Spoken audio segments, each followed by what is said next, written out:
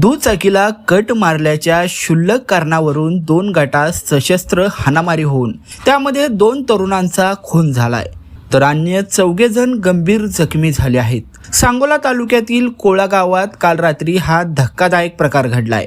या प्रकरणी दोन्ही गटातील 12 जणांवर पोलिसांनी गुन्हा दाखल केला असून 6 जणांना अटक करण्यात आली आहे। बाळू शामराव आलदर वय 30 आणि सूरज उर्फ बंड्या रमेश मोरे वय 28 अशी खून झालेल्या दोघा तरुणांची नावे आहेत। या संदर्भात कुंडलिक महादेव आलदर याने दिलेल्या फिर्यादीनुसार आदल्या दिवशी रात्री गावात दुचाकीने कट मारल्याच्या कारणावरून कुंडलिक आलदर याच्याशी सुजित चिवळा काटे व प्रितेश गौतम काटे यांनी वाद घातला होता।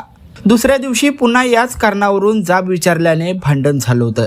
यामध्ये कुंडलिक आलदर याचा चुलत भाऊ बाळू आलदर तर दुसरा चुलत भाऊ चंदू आलदर यांना चाकूने भोकसण्यात आलं होतं।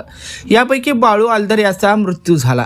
यामध्ये बंड्या उर्फ सूरज मोरे, छोट्या उर्फ विनय काटे, जयराम काटे, सुजित जयराम काटे व विकास मोरे यांची नावे आरोपी म्हणून निष्पन्न झाली होती। याउलट विकास महादेव मोरे वय 47 यांनी दिलेल्या फिर्यादीनुसार कुंडलिक आलदर व त्याचा भाऊ दत्तात्रय आलदर, सागर आलदर, बाळू आलदर तसेच बिरू ज्ञानदेव खरात यांनी केलेल्या सशस्त्र हल्ल्यामध्ये बंड्या उर्फ सूरज रमेश मोरे वय 28 याचा मृत्यू झालाय, तर अन्य 2 जखमी झाले आहेत। या घटनेनंतर सोलापूर ग्रामीणचे पोलीस अधीक्षक शिरीष सर देशपांडे यांनी कोळा येथे घटनास्थळी भेट देऊन पाहणी केली आहे। सांगोला पोलीस या घटनेचा पुढील तपास करीत आहेत।